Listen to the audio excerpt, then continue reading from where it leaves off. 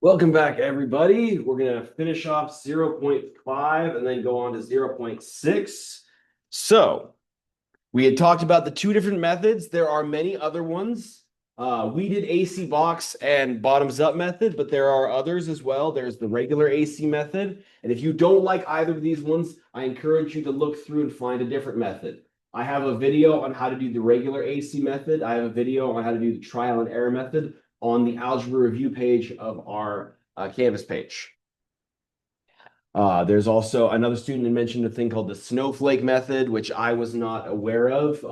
So you can look that up, like look snowflake factoring, and see what you find. If you like that method, cool.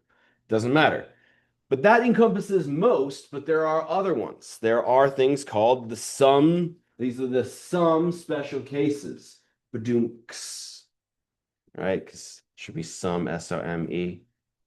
And then it's also differences. So in case you did not know, sum in mathematics means addition, difference means subtraction. So we have the most common one, which are differences of squares. If you have a squared minus b squared, that immediately factors to a plus b times a minus b. Always.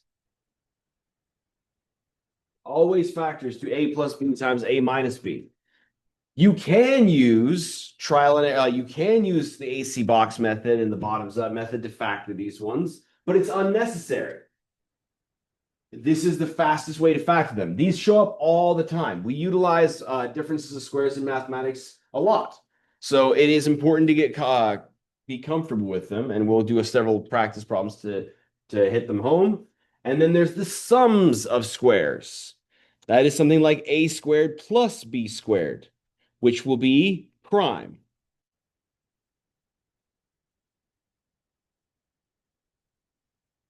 Sums of squares are always prime unless we want to put ourselves in complex numbers like the imaginary numbers, which we're not going to do. But if you do want to know about complex numbers, please feel free to talk to me. I love talking about them. They're very, very cool. Relatively speaking. But in this course, a sum of squares is always prime and will never be able to factor. But differences of squares can be factored. So we've got 4x squared minus 25. So here, this is a difference of two things. So the first thing I immediately think of is a difference of squares. This is a squared, and this is b squared. So our quote unquote a is 2x, and our quote unquote b is 5. Take a second to digest that and see what you think. How did I know that? I was asking myself, what do I need to raise to the second power to get 4x squared? In order to get a 4, I need a 2, because 2 squared is 4. In order to get an x squared, I need to get an x to get it squared. What do I need to square to get 25? 5. And so instead of sitting there and doing, okay, what numbers need to multiply to negative 100 and add to 0, which you can do, you can totally factor it by hand. You can immediately go to the answer, which will be a plus b. So in this case, that's 2x plus 5 times a minus b. So 2x minus 5.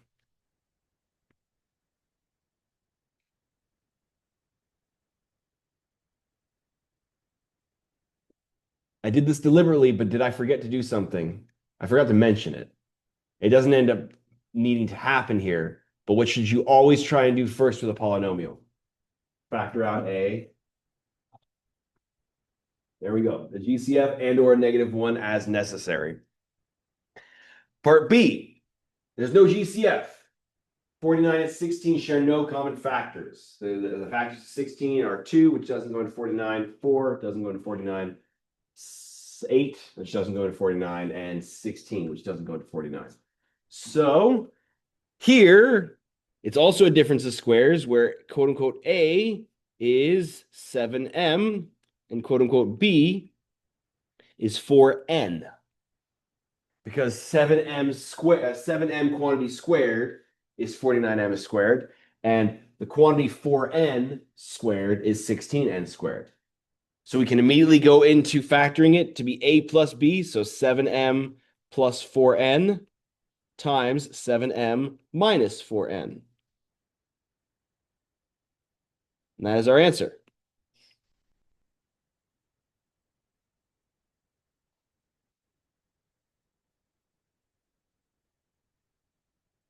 Differences of squares always factor that way. If you have a squared minus b squared, it factors to a plus b times a minus b. And you can verify that by foiling it out if you'd like.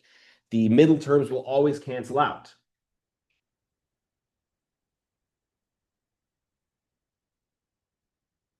Any questions on A or B?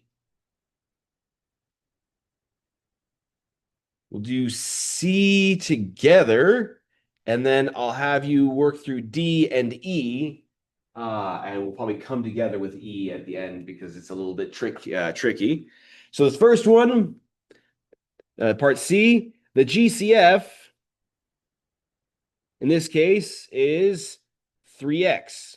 But I'm going to put a negative sign in front because leading term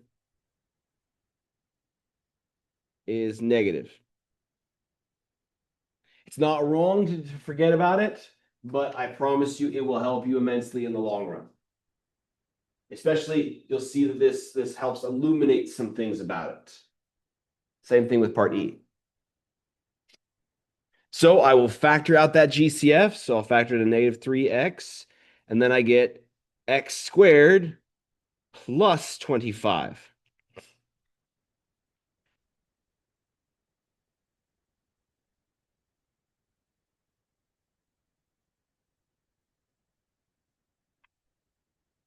Three x cubed divided by 3x gives me x squared.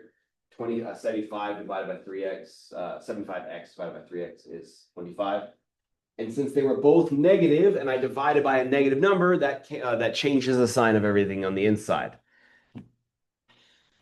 Can we factor this further?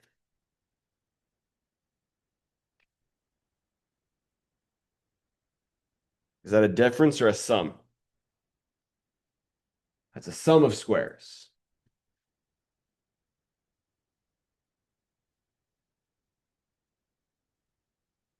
Which means that it is prime. So we cannot factor it any further unless we extend ourselves to complex imaginary numbers. So that is the answer because there's nothing else left to do. It cannot be factored further.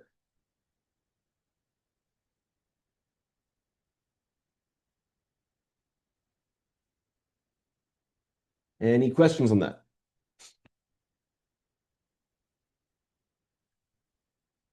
All right, I'd like you guys to do T, D, and E, and then we'll move forward.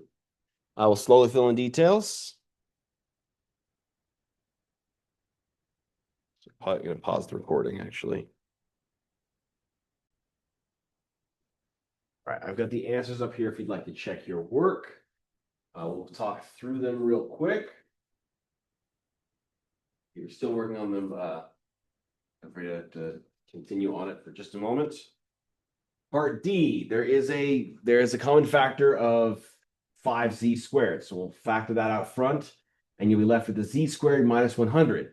That is the difference of squares, where your quote-unquote a is z and your quote-unquote b is 10, because z squared is z squared, and 100 and 10 squared is 100.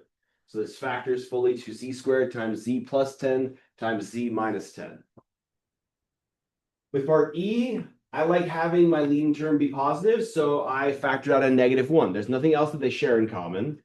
When I do that, now the t to the fourth is positive, but the 16 is negative. So that's why it's negative the quantity t to the fourth minus 16. And then I can factor that, because that's the difference of squares. Your quote-unquote a is t squared, because t squared squared is t to the fourth. And 16 and 4 squared is 16. So that factors to a plus b, so t squared plus 4 times a minus b, so t squared minus 4, with that minus sign out front. Now, t squared plus 4, that's a sum of squares, and sums of squares are prime, which means they can't be broken down further. They can't be factored any more than they are. Whereas t squared minus 4, that is a difference of squares, and that can be factored further. With that second one in orange, the quote-unquote a is t, and the quote-unquote b is 2. So it becomes t plus 2 and t minus 2. That's what happened to that second factor in the final answer. Are there any questions on that?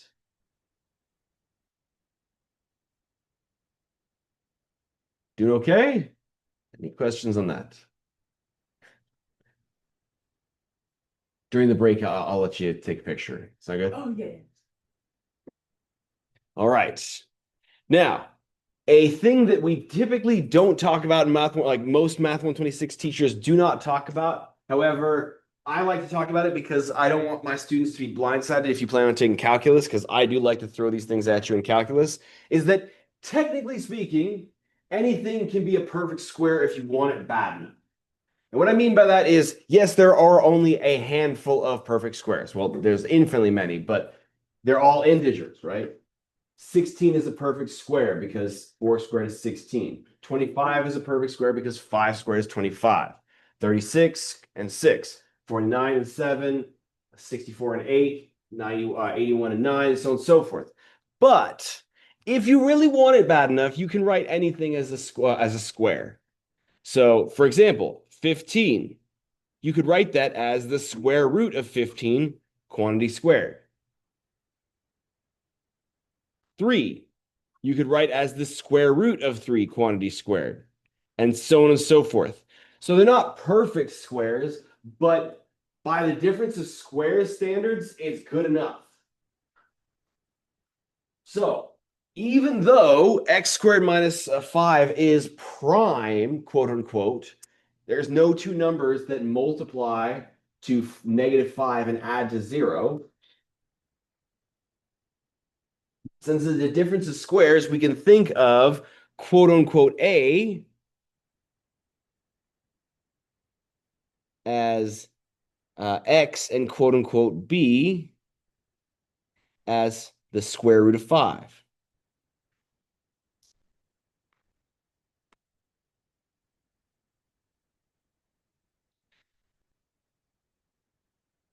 So this thing can factor. It doesn't factor into nice integer numbers. It doesn't factor with like ones and fives and sevens and negative threes or whatever. It factors to having radicals, but that's okay.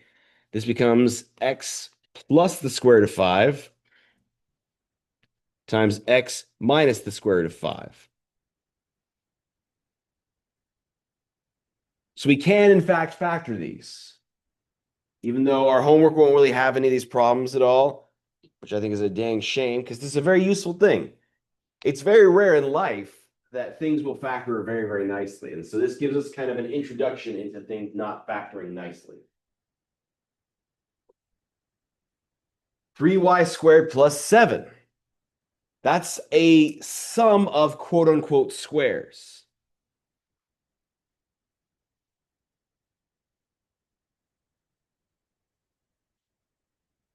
And as such, it is prime.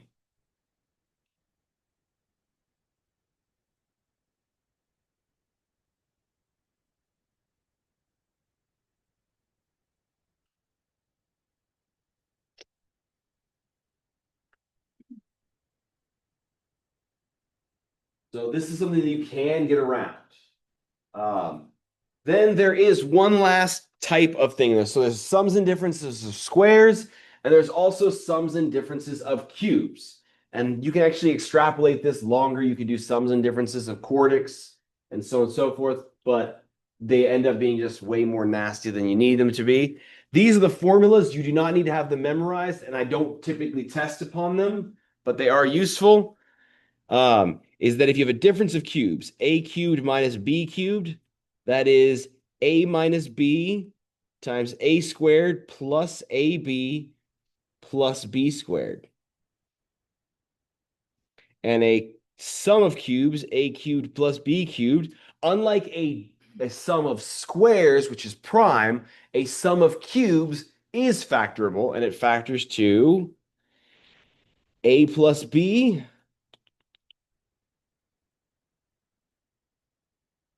times a squared minus ab plus b squared.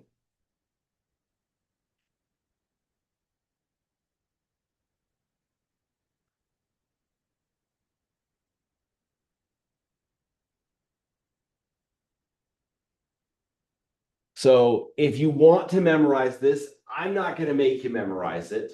But if you do want to, or if you want, like, if you're referring back to your notes at some point in the future, like some teacher meets you at Target and asks you to factor a polynomial, which is a very common occurrence, I know. And you have your notes on you, you can look back at this for reference. The mnemonic device to figure this out is SOAP. Same, opposite, always, positive.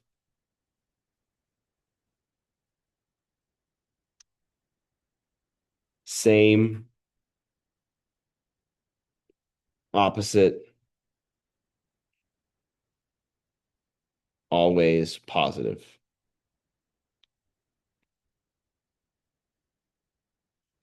It works for the other one too. That's the thing that's the way we typically teach it. We're teaching how to factor a difference of cubes and a sum of cubes. It's the exact same formula, right?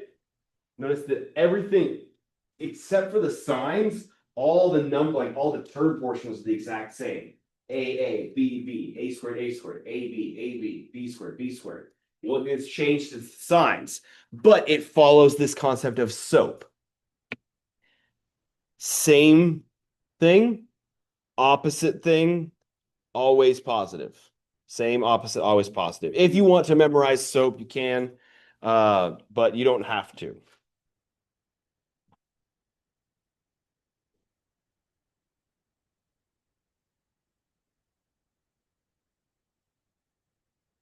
Any questions on that? One last thing to do in factoring, and then we will go on to polynomial equations. Bread and butter. All right. So, factoring by grouping.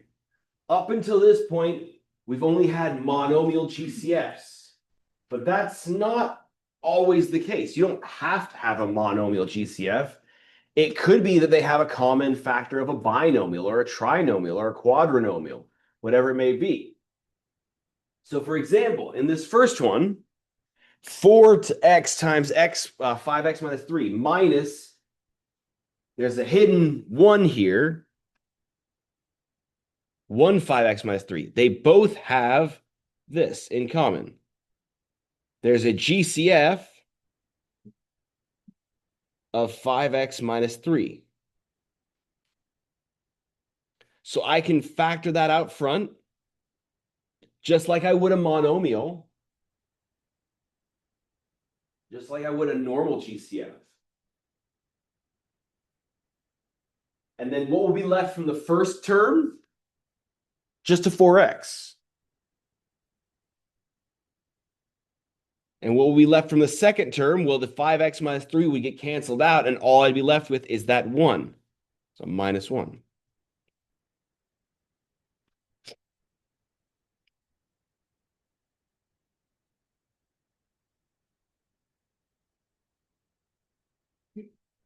So there's that common factor of 5x minus 3 that can be factored out front. From the first set, all that would be left if you factor that out would be a 4x. And then everything would go away in the second one. So all that's left is just a 1 because it's multiplication.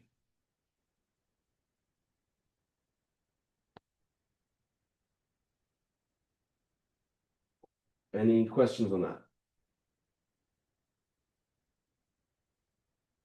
Okay. All right. It's all right to have questions. Next one. Y squared times 3x minus 1 plus 1 minus 3x. It looks similar, but not the same until you realize this fact, is that A minus B is the same thing as negative B minus A. Look at that for a little bit and convince yourself that it's true. Useful thing to do. You can reorient the pieces by factoring out a negative. Factor out the negative, it changes the sign of everything on the inside, so that positive A now becomes a negative A or a minus A, And that negative b or minus b now becomes positive. So you can rearrange it how you see fit. And the reason why I'm suggesting that is that if you notice, you could factor out a negative 1 here, and this becomes 3x minus 1. So this is y squared times the quantity 3x minus 1 minus the quantity 3x minus 1. But once again, there's kind of this implied 1 here. And since they have this common factor of 3x minus 1, we can factor that out front.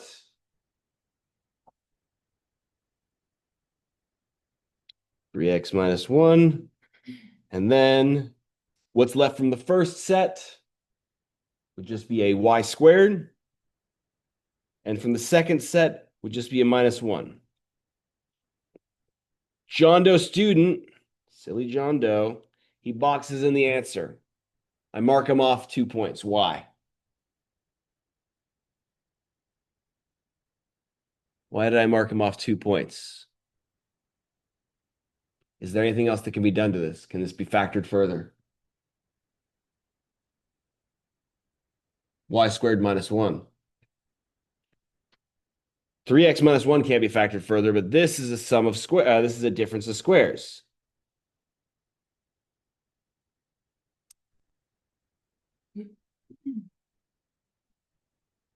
So this factors to 3x minus 1 times y plus 1 times y minus 1.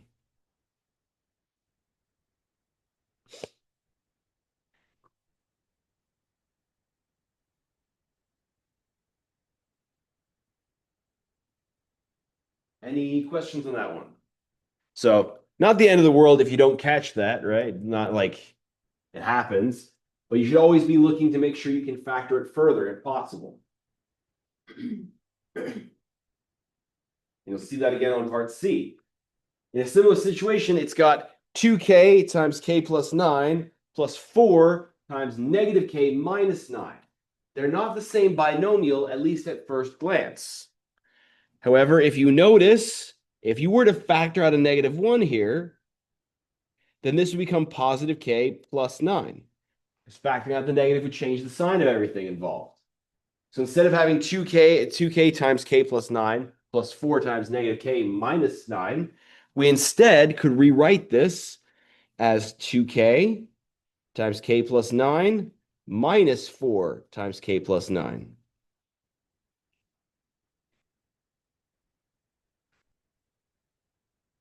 They have that common factor of k plus 9 that can be factored out front.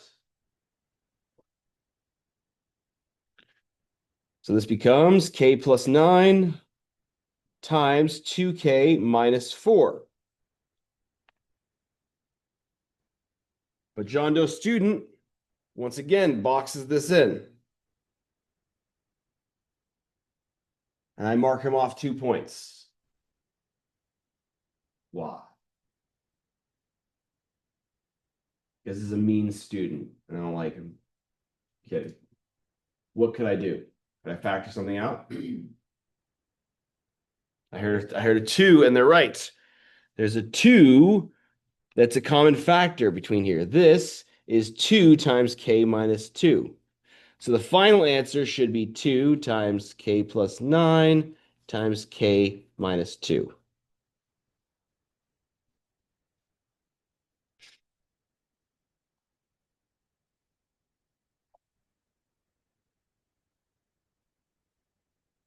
Any questions on this idea of factoring out a binomial term? You can even do trinomials. You can do quadrinomials as well. I could have just as easily made that last problem k squared plus 9k plus 1 instead of just k plus 9. And a negative k squared plus 9 minus 9k plus or minus 1, whatever it was. All right.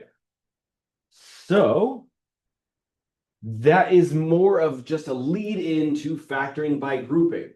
So this is another thing. True story is I didn't actually learn about factoring by grouping until I was a TA.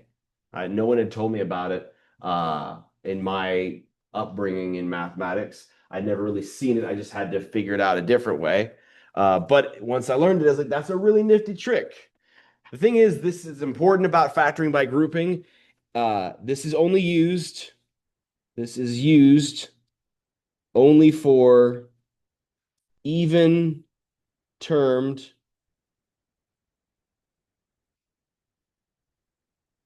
polynomials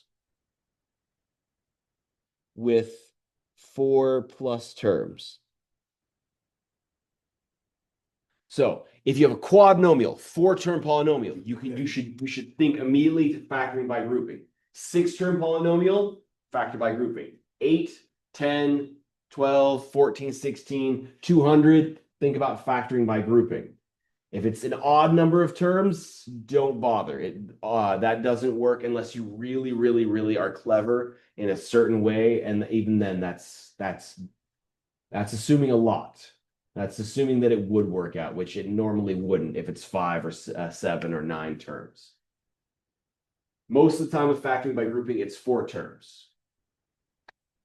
So factor out any main GCF as necessary, and or a -1 as necessary. There's no GCF here, and our leading term is positive, so we ignore it. No GCF,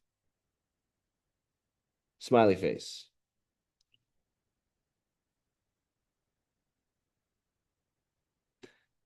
Then what you're going to do with factoring by grouping, you're going to split it down to down the middle to create 2 groups. And then factor out a mini GCF and or a -1 from both sets. So for example, in the example, we've got x cubed minus 6x squared plus 4x minus 24. We're going to split it down right here and then find the mini GCFs.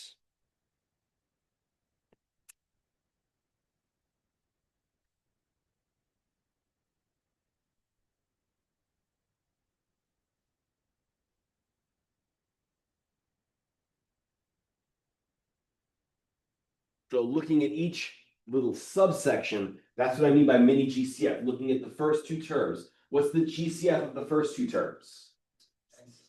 Just an x squared. So I can factor that out, and what I'm left with is an x minus 6. The GCF, the mini GCF of the second 2 terms, it's just a 4. So plus 4, and then lo and behold, ooh, interesting. And x minus 6 again. 4x divided by 4 is x.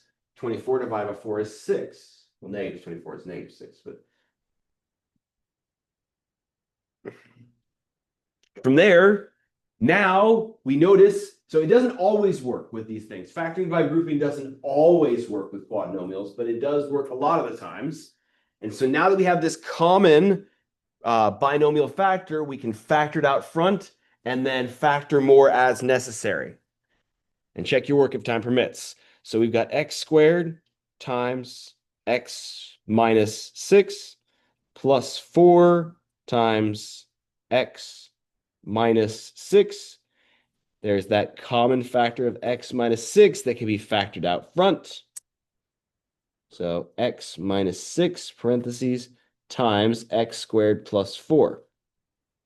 And John Doe circles this and says that's the correct answer. And he's right. For once in his life, John Doe is correct. Because x squared plus 4 is the sum of squares. If it was x squared minus 4, it could factor further. But it's x squared plus 4, so it's the sum of squares, and sums of squares are prime. They do not factor.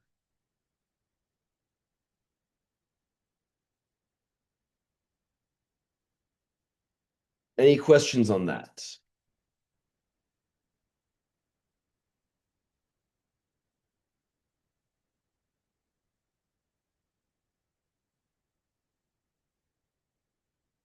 All right.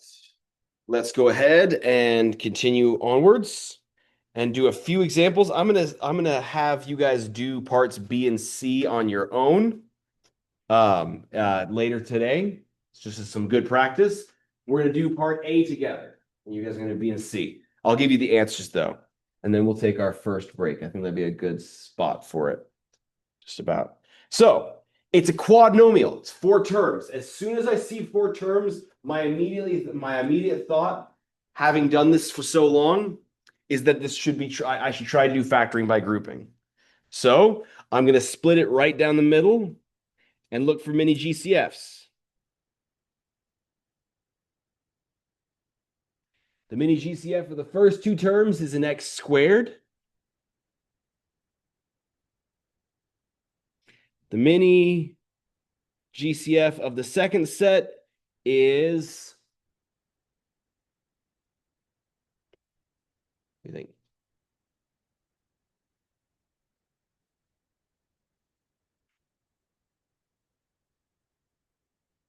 -9, yes. So we're going to still apply my rule about the fact if the leading term, when you're trying to factor out a GCF, if the leading term is negative, factor out a negative version of it. So that's why I said just trust me, bro, way earlier. Keep trusting me, bro. Okay?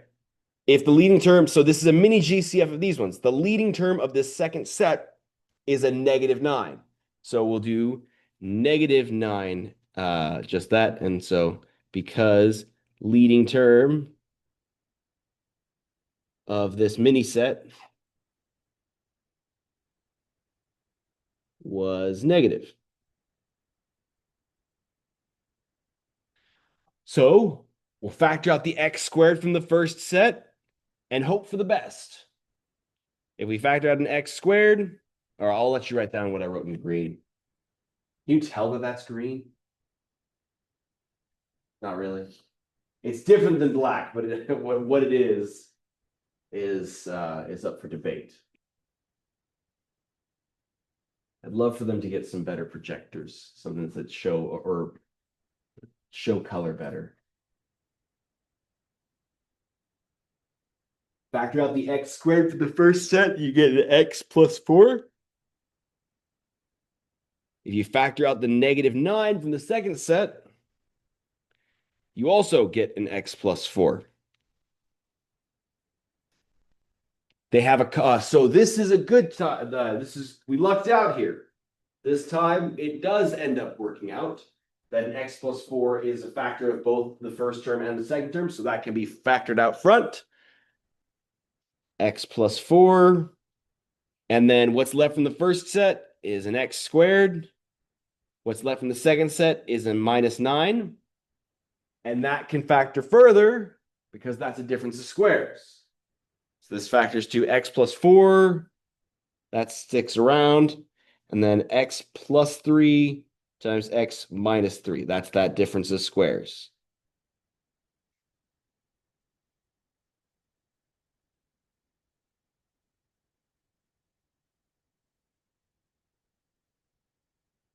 Any questions on that?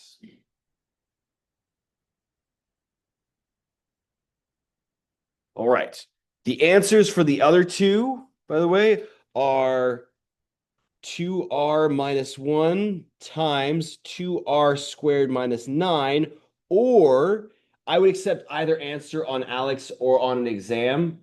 You could technically think about this as a difference of squares, 2r squared minus 9. While it's not a true difference of squares, you can think of it like it. So you could write this as 2r minus 1 times the square root of 2 times r plus 3 times the square root of 2 times r minus 3.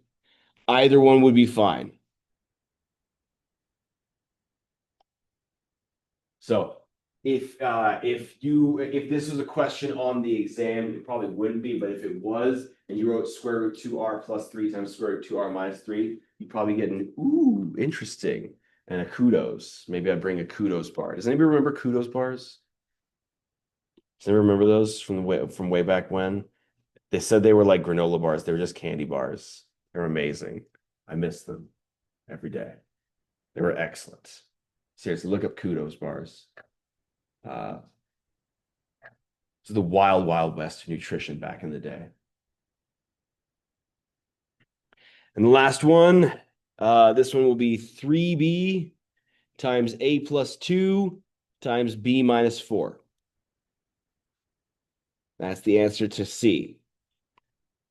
Please try these on your own time. Try them later today. Try them in an hour after class. Try them later tonight. Since today is our last day together, it's basically like our week. It's like our Friday, right? It's TGIW. Thank God it's Wednesday. And so now you guys can go out on your merry way and have some fun hanging out with your friends. Bring this with you. Great idea. Bring this to your hangout wherever you guys go. I don't know, boba tea, whatever it may be. Bust this out instead of the board games they have at boba tea and have a grand old time. I believe it'll be a good time for everybody involved.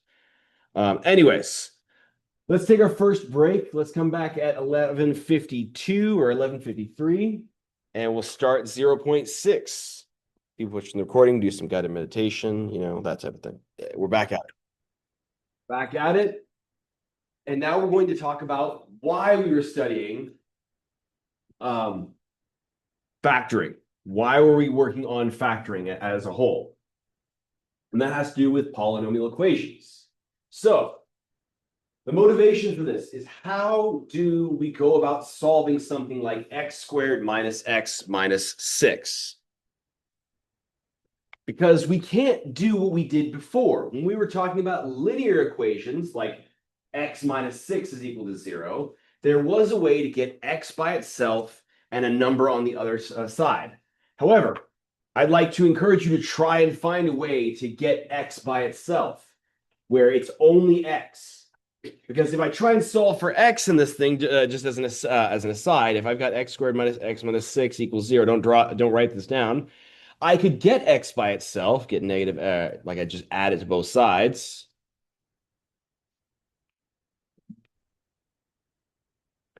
And get that x squared minus 6 is equal to x. And so I've solved for x, but now it's kind of a circular argument, because the answer is not really a number. A solution needs to be just a number. It can't be like a magical x squared minus 6. That's putting the cart before the horse. You're trying to say x is equal to something that already has x's in it. You can try the same thing with x squared, and you'll still end up in the same problem. So it's not like a linear equation where we can get x equals a number or number equals x.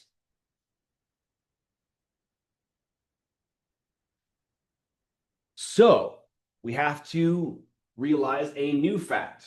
When this came about in mathematics, we had to be clever. We had to think about what it would mean to solve a polynomial equation instead of a quadratic, instead of a linear one. And that had to do with a thing called the zero product rule. This is like, normally I don't really make my students memorize too many theorems, the names of them, but the name of this theorem is very, very important, and it's very intuitive.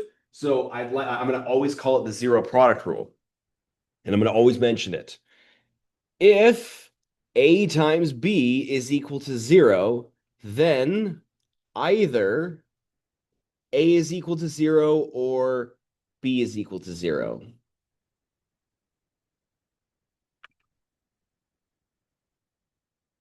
If a times b is equal to 0, then either a equals 0 or b equals 0, or both.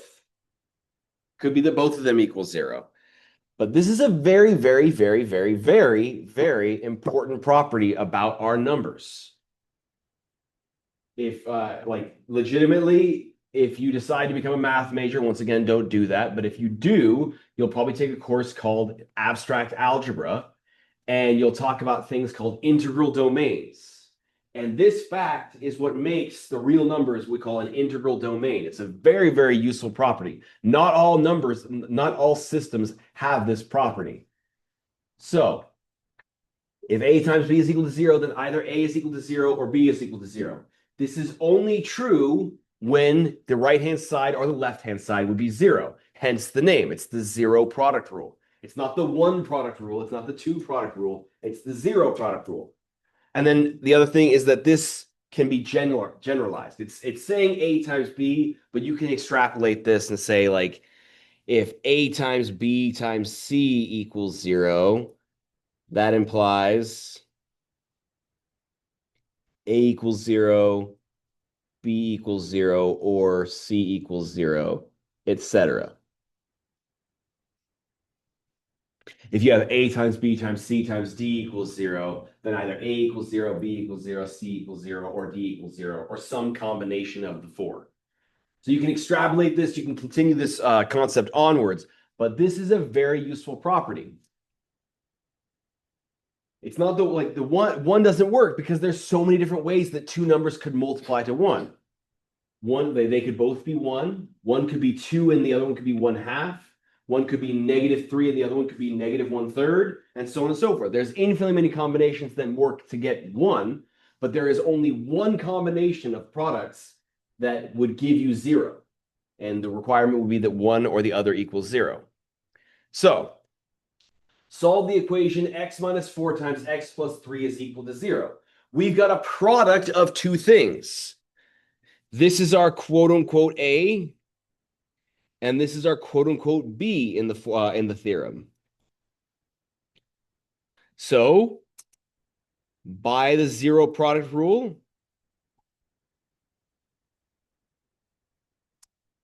the only way for this to be true is either x minus 4 is equal to 0, your A is equal to 0, or x plus 3 is equal to 0. And then we solve these, we add 4 to both sides, because that is a, I'll wait for a second, I'll wait.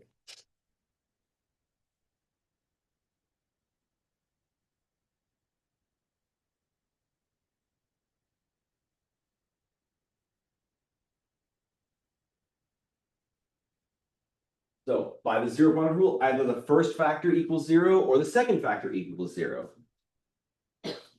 And then we know, like now, x minus 4 equals 0. That's a linear equation, and we know how to solve those. There is a way to get x by itself because it's just x's in there. It's not x squareds anymore. And so I'll add 4 to both sides, canceling it on the left. I'm getting x equals 4. Or if I do it on the other one, I'll subtract 3 from both sides, canceling it there, and getting x equals -3. You can box it in like that. It's preferred to go x equals -3 comma 4 and box that in. But it's not, and Alex can sometimes have a hissy fit when it comes to writing them in a non-ascending order.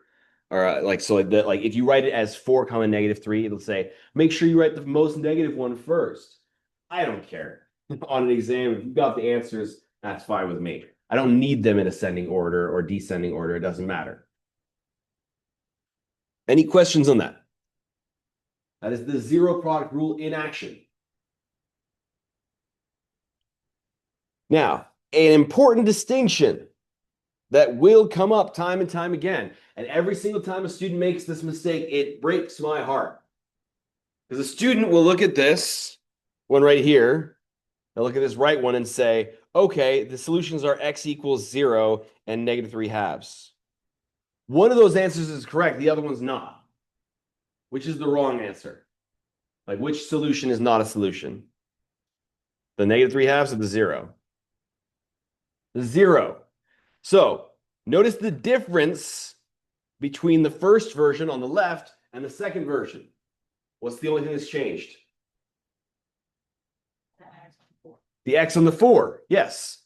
So both cases are a product of two things equaling 0.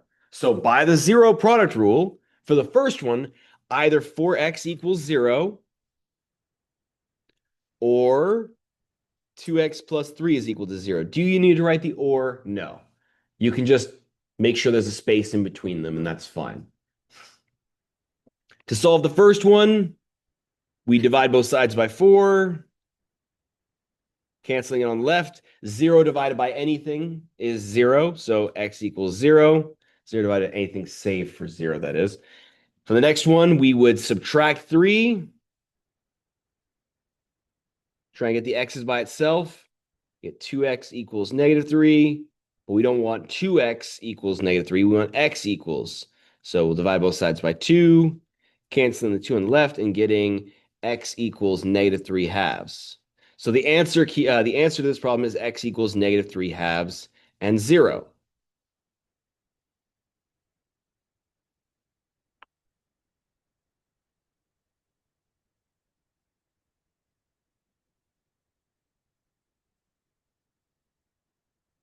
And by the way, I'm showing this stuff in purple, pink, and green that's up there. If you can tell that's green.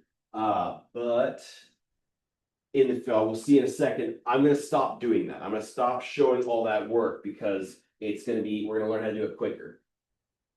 In stark contrast with the secondary option, by the zero product rule, the zero product rule says if you have a product of two things equaling 0, then either the first thing will equal 0.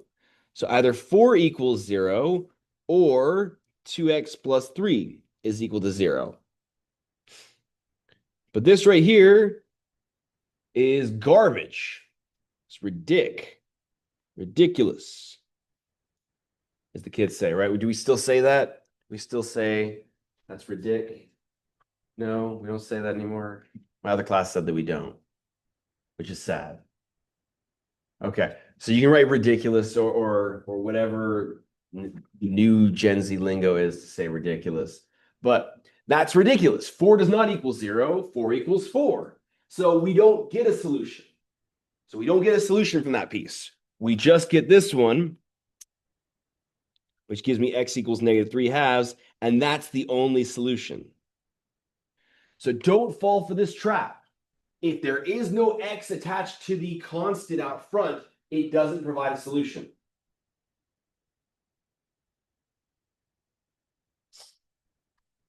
It kills me every time I see a student, it happen to a student, because it will happen. I guarantee you, on the exam, I probably will throw one of these out here, where you'll have to factor out a constant, and that constant is just by itself, and it won't give you solutions. I'm looking to make sure that you don't make this mistake, because this happens a lot, even with my calculus students.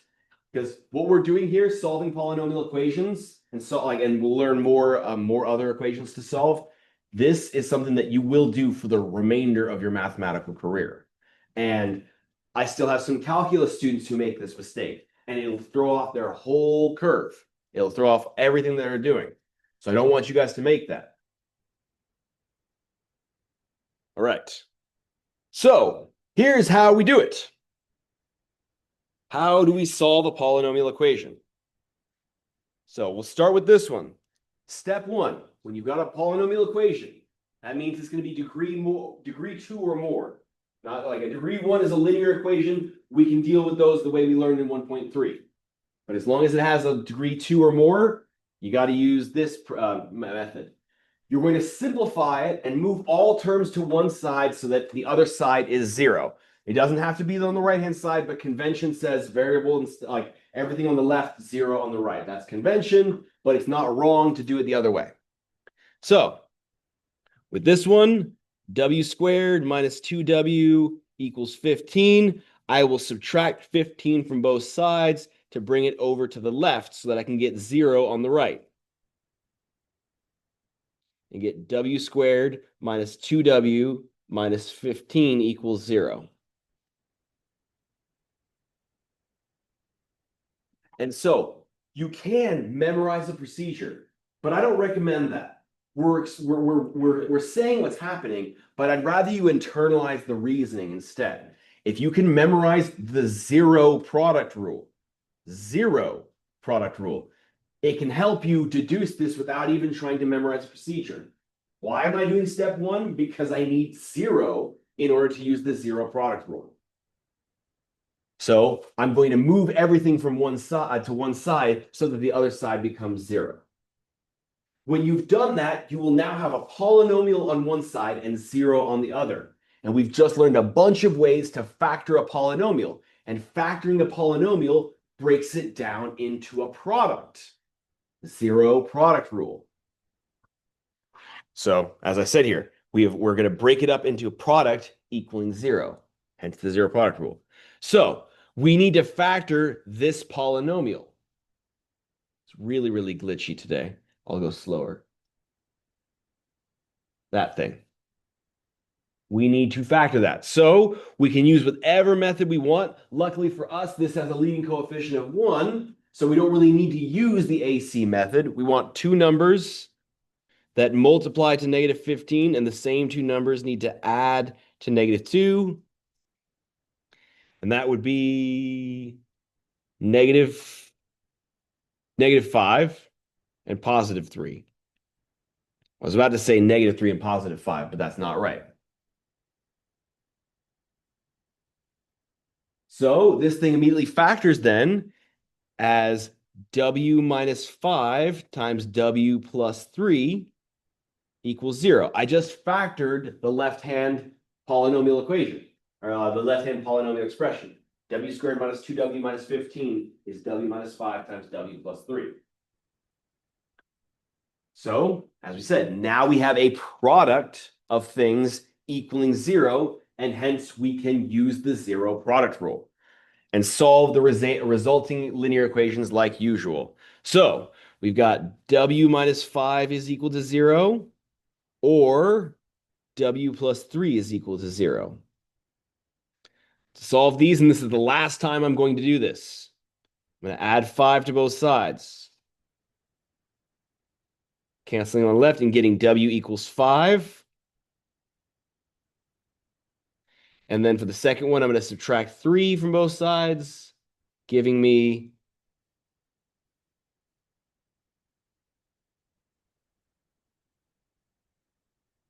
negative 3.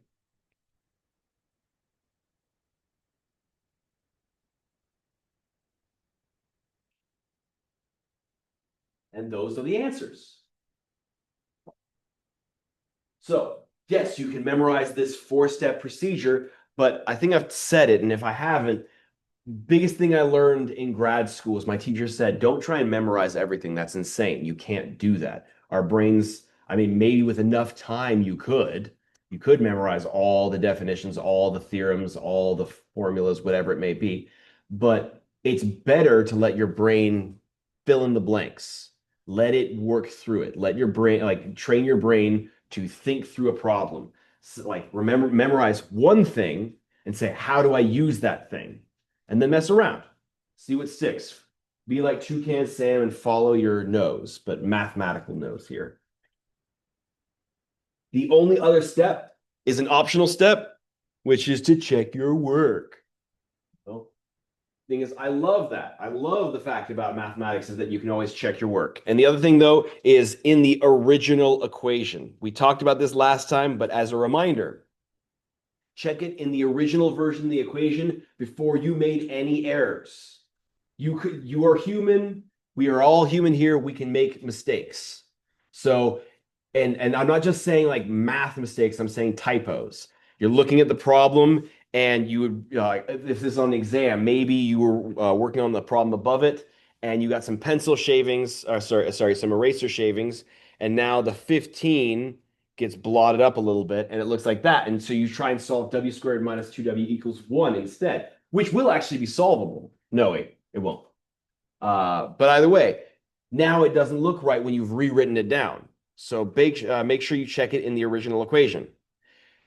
To show you what I mean, what I'm going to do is I'm going to plug it into my calculator or try and do it in my head. I recommend your calculator because sometimes these numbers get a little obscene and see what happens. So in calculator, testing W equals 5. So going back to the original equation, which was W squared minus 2W equals 15, does W squared, so does 5 squared minus 2 times 5, does that equal 15? Yes, it does. Plug in the left-hand side into in your calculator, 5 squared minus 25, press enter, write down what you get, and then do it on the other side. The other side doesn't have any variables to plug in, so it's just 15, but I guarantee you if you do that, you will get the true statement of 15 equals 15. That's what it means to be a solution. A solution means that when you plug in the value, you get a true statement, like 10 equals 10 or 15 equals 15. So that worked. And then W equals negative 3.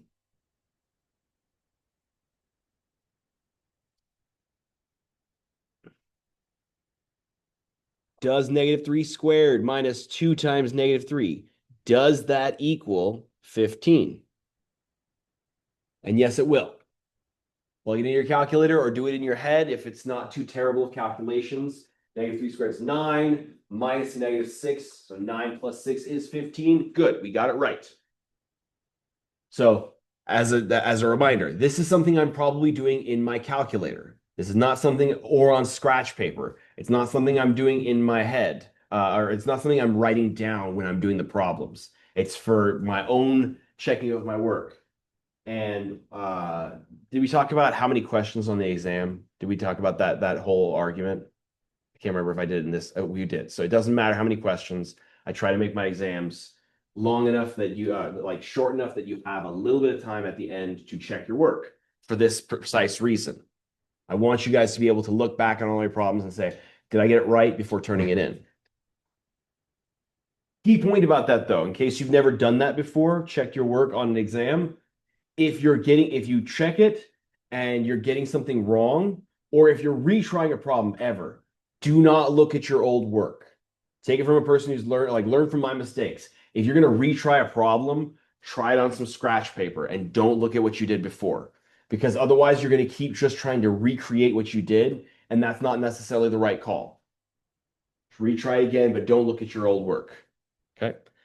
So, an important aside about this situation, when you're solving polynomial equations, it's always going to be that you get ax plus b equals 0.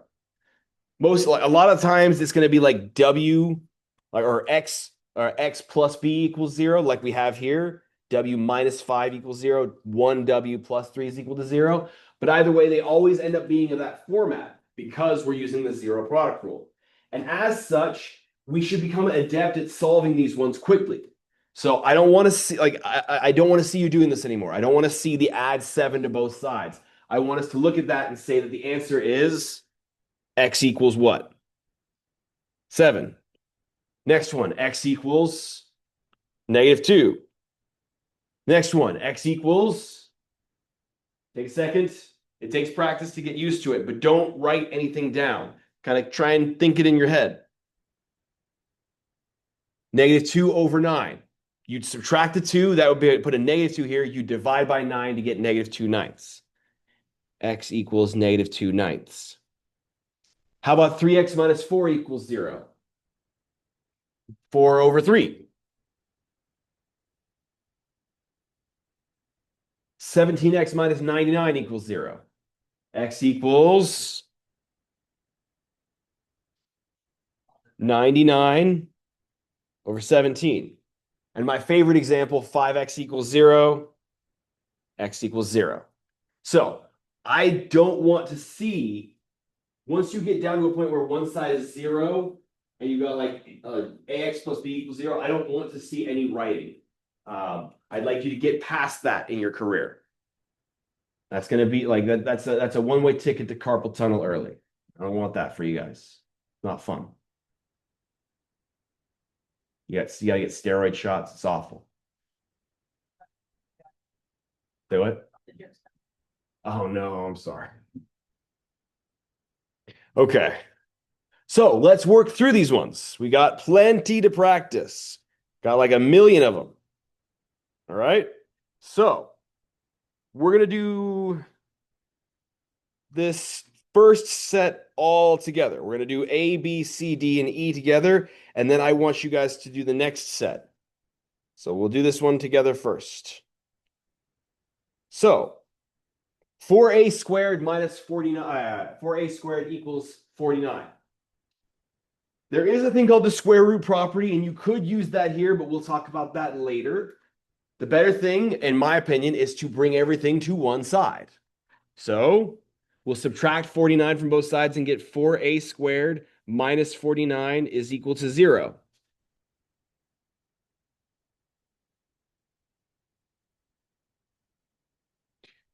That's a difference of squares. The quote-unquote a term, I know we're already using the letter a, but the quote-unquote a term is 2a, and the quote-unquote b term is 7. This factors to 2a plus 7 times 2a minus 7 equals 0. So Once again, the whole reason we did this is we wanted one side to be 0 so that we could factor the other side to get a product equaling 0, hence zero product rule. And so this means that either 2a plus 7 equals 0 or 2a minus 7 equals 0, which gives us a equals negative 7 halves and positive 7 halves.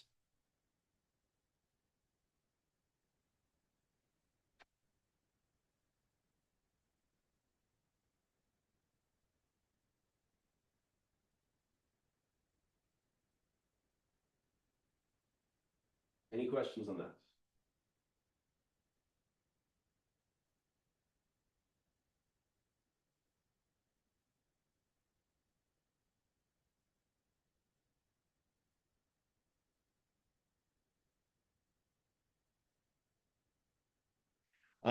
As a small aside, there is another way to solve this, and I'm going to give it to you as an aside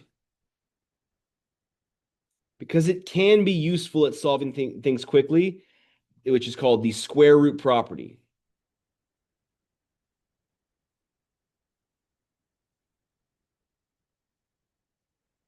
And what it says is that if x squared equals a number, then x equals plus or minus the square root of that number.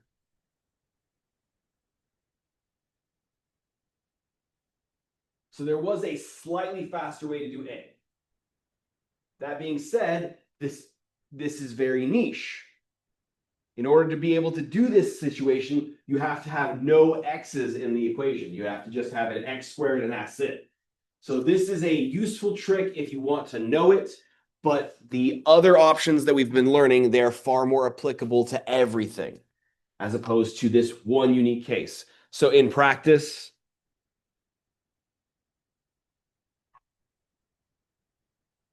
if we have 4a squared minus 49 equals 49, we can divide both sides by 4 and get a squared equals 49 fourths. So if you want to use the square root property, this is where students make a mistake. You do this. What's missing? So yes, you can undo squares with square rooting. However, when you take the square root of both sides of the equation, you need to add the plus or the minus. There needs to be a plus or minus here.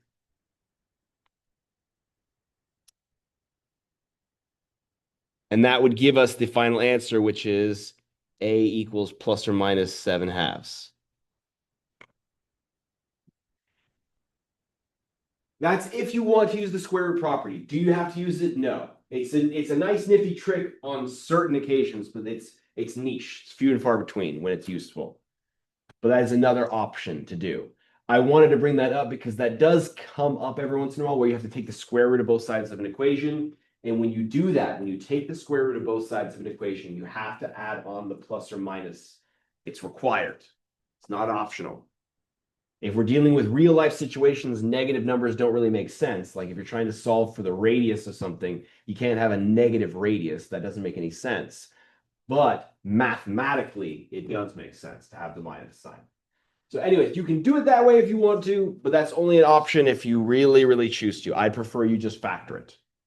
Factoring is going to be far more useful for you in the long run with mathematics, being able to look at something and know how to break it down into pieces. The next one, 2y squared minus 20y equals 0. Luckily for us, step 1 is already satisfied. It already has 0 on one side, variables and stuff on the other. So now all we need to do is factor it. There's a GCF of 2y. So this becomes 2y times y minus 10 is equal to 0. That gives me y equals 0 and y equals 10. I'd like you to get to the point where you can do that, where you can go straight from the factored version to the answer. Does everyone see how I did that? It's okay if you didn't.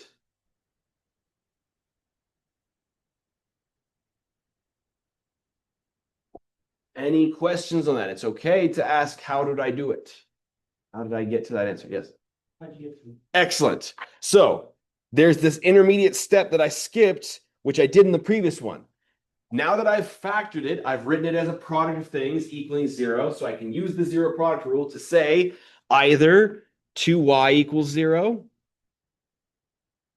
or y minus 10 is equal to 0. 2y equals 0 gives me y equals 0 as a solution. Y minus 10 equals 0 gives me y equals 10 as a solution. You don't have to write it as y equals 0, comma y equals 10. Actually, I probably should have changed that. I should just write it like this.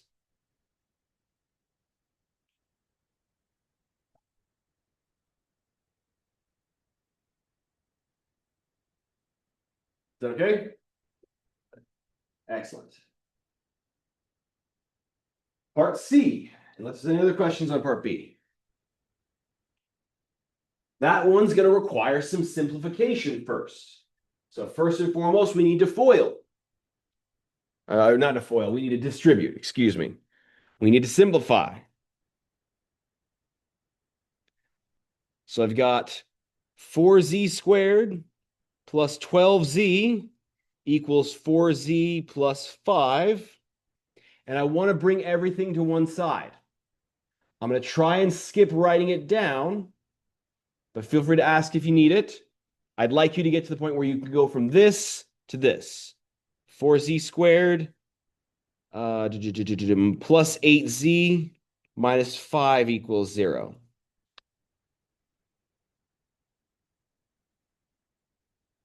If you don't see that immediately, take a second and convince yourself of it. And if you still can't figure out why it would be true, feel free to ask. But I want you to give yourself a solid second to deduce it for yourself without writing anything. Now, try to strengthen that brain.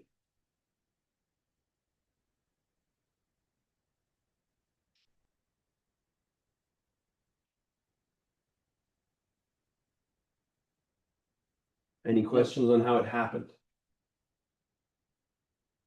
Yes. It's okay. So what I did is I want to bring everything to one side. There's I'm going to decide to bring everything to the left because that just, my leading term is already there. It's already a positive 4z squared on that side. So I'll bring everything to the left. So in order to get rid of the positive 4z on the right-hand side, I will subtract 4z from both sides. And in order to get rid of the minus 5, or the plus 5, I will have to subtract 5 from both sides of the equation. I can't just do it to one side, I have to do it to both. So 12z minus 4z, that's 8z. Nothing minus 5, that gives you the minus 5. And now I've got to factor that. Now that I've gotten everything on one side, I need to factor it. So we can use whatever method we prefer. You guys want to do AC box or bottoms up? Bottoms up is the first one I hear. It's perfect. So bottoms up. So our new polynomial is going to be z squared plus 8z minus 20. Right? The bottoms up method, the way you do it is you multiply the a and the c together. You basically move it to the constant term position. So that's why it's minus 20, because 4 times 5 is 20. 4 times negative 5 is negative 20, minus 20. And then we need to find two numbers that multiply to negative 20, and the same two numbers need to add to 8.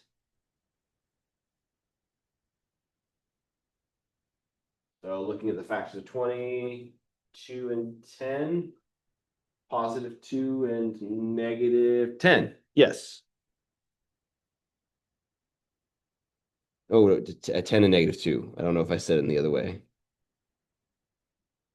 So our new polynomial, not our polynomial, our new polynomial, the one we're using, is going to factor to z plus 10 times z minus 2.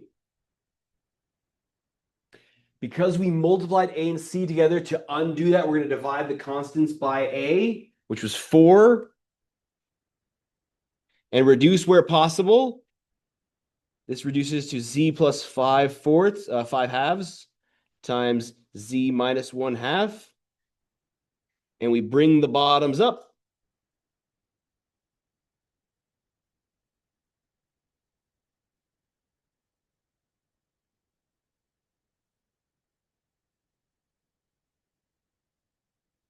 And that gives me the factorization. So now I can go back to the original problem. So when it comes to an exam time and you're doing an equation problem, so remember, equations require an equal sign in the original statement. If it doesn't have an equal sign, it's not an equation, it's an expression. But if you have an equation and you need to factor it, feel free to factor it on the side. Start working on that on the side and then come back to it. Or you can have a piece of scratch paper with you. All my exams always have a rip-offable piece of scratch paper on the back that you can use for your own stuff. So you can use that to do it quickly, or to do that without muddying up the work that you need to do later on.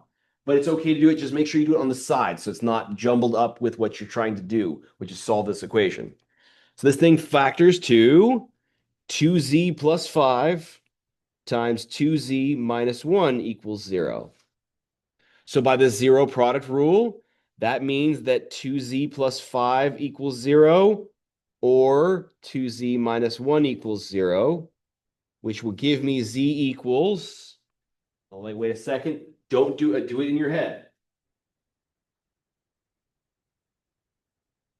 2z plus 5 equals 0 will give me z equals negative 5 halves. 2z minus 1 equals 0 will give me z equals 1/2.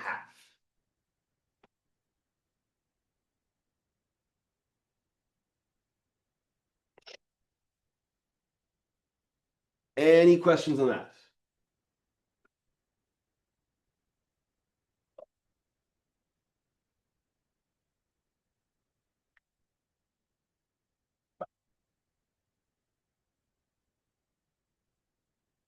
Nothing? How's this feeling? Are we feeling okay? It was my son when I pick him up because he doesn't want to talk unless I do this first. How are we feeling? Feeling good? Yeah? No? Apparently that's something you could do. If you have a child and they don't want to talk to you after going to school, use a visual aid. And that works. Apparently works for my son. So otherwise he just won't it was good. How was school? It was good. What happened? I don't want to talk about it. Okay, fine. So as a small aside, I'm going to show you how to check your work in a calculator this time. For people watching the recording, just ask me at some point and I can show you because it's going to be on a different screen that I can't show. Once again, people watching the recording, just ask me about the calculator trick and I'll let you know. The next one. Everything's already on one side. Yay! We don't have to do anything. We don't have to add, subtract, anything like that. But it's not a quadratic. It's a cubic. We only learned how to factor quadratics. Or something we just learned at the very end of unit 0.5 on factoring. Factoring by grouping. As soon as you see a quadnomial, factoring by grouping. So I'm going to even write that note. Quadnomial implies factoring by grouping. Factor by grouping. As soon as you see a quadnomial or a hexanomial or an octanomial, 4, 6, 8, even number of terms, the first thing I'm thinking is trying to do factoring by grouping. So I'll split it right down the middle. And the mini GCF of the first set is an x squared. So we'll factor out an x squared from the first set. An x plus 3. What's the mini GCF of the second set? -4, because we're going to still follow that rule. If your leading term is negative, factor out the -1 too. Not 1, 2. The -1 as well. Not 1, 2. So -4. And then, lo and behold, it will be x plus 3 again. equaling 0, because now I'm dealing with an equation.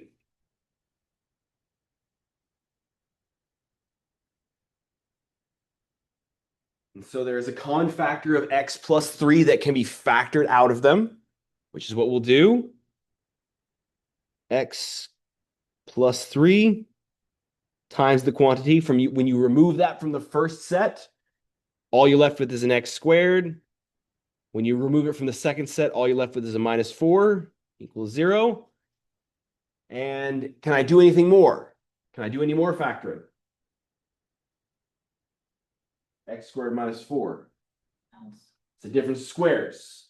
I can factor further. This becomes x plus 3 times x plus 2 times x minus 2 equals 0. And that gives me the answers. By setting each factor equal to 0, I should get 3 answers. I should get -3, -2, and +2.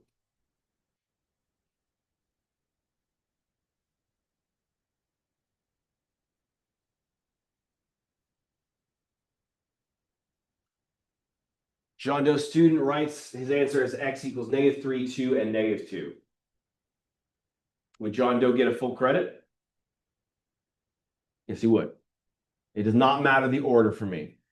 Alex might throw a hissy fit about having it in ascending order. I do not care. As long as all the solutions are present, I am indifferent. Sure, we could sit down and organize them, but it's not necessary. So I skipped a step here, but I hope everyone's okay with it. Does anybody have any questions? I skipped the set where I'm setting each factor equal to 0. Like I did here. I set 2x plus 5 equal to 0, 2z minus 1 equal to 0 to get the answers. I'm just doing that step without writing it. It's not wrong to keep that step in there. It's just it's extra work. When usually, as you get better at these things, you stop needing to do that on paper. And I'd like you to get to that point. If you're still not there, that's okay. But by the end of the semester, ideally by the end of this unit, by the end of by Tuesday, or no, by Wednesday. Yeah, by Wednesday, you are. Okay? Any questions? Okay. Last one. This is a very classic. This is a very classic question that gets asked on polynomial equation exams. Hint, hint, wink, wink. Maybe this one might be something you might see. I can neither confirm nor deny the existence of one of these questions, but I would bet my bottom dollar that it would show up. Not this problem specifically, but something like this, because I want to make sure that you don't make this error. John Doe student says, oh, it's already factored. Awesome. 2x plus 1 equals 5, or x plus 2 equals 5. X equals -2, or sorry, +2, and -3. Awesome, did it right. John Doe gets a 0. What did he do wrong? Is it called the 5 product rule? It's called the 0 product rule. It's the 0 product rule. This does not work because there are infinitely many ways for two factors, two product things to equal 5. 2x plus 1 could equal 5, and x plus 2 could equal 1. That would work. But at the same time, it could be that 2x plus 1 equals 10, and x plus 2 equals 1/2, because 10 times 1/2 would be 5. So we have to simplify first. So we're going to write that down because this is a very classic example. I throw this at my calculus students to remind them of this fact. Needs to be 0 in order to use the 0 product rule.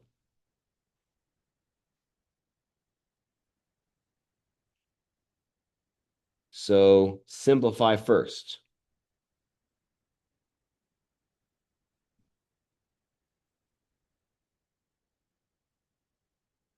So you got to distribute and bring it all together and work that way.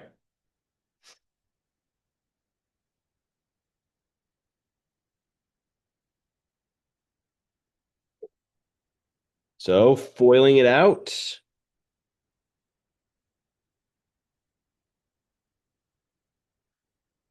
You get 2x squared plus 4x plus x plus 2 equals 5.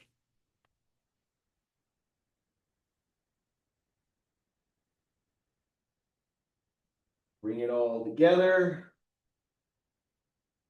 So we get 2x squared plus 5x minus 3 equals 0. I skipped a step here. So I skipped doing some algebra. Try and convince yourself of what happened and why it should be 2x squared plus 5x minus 3. And then if you're struggling with it, please feel free to ask. It's okay, though. Just give it a second. Convince yourself of that fact. The justification without drawing without writing the extra steps. 4x plus x, that's going to be 5x. The right-hand side doesn't have any x's that need to be brought over, so that's just going to be that. Same thing with the 2x squareds. The only thing left to do, I've got a 2, subtract the 5, that's where I get the minus 3. I'd like you to get to that point. Now we've got to factor it. Now that we've gotten it to be one side being 0 and the other side being a polynomial, we factor it.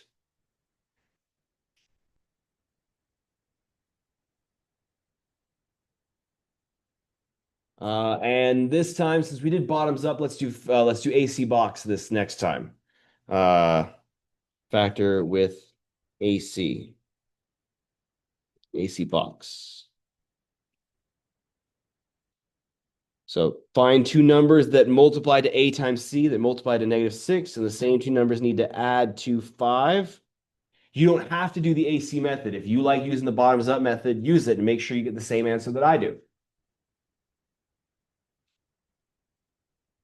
Two numbers that multiply to -6 and add to 5.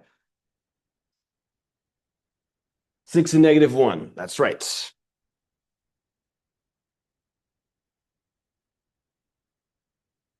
So we draw our box.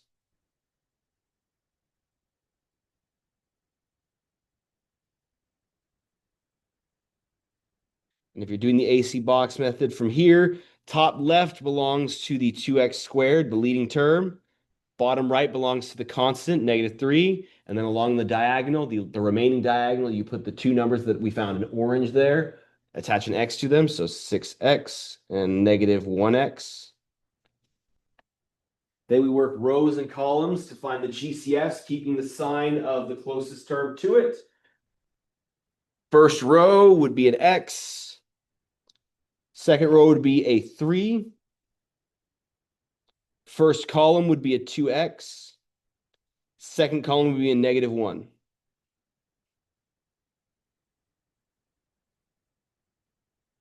So this thing should factor to 2x minus 1 times x plus 3.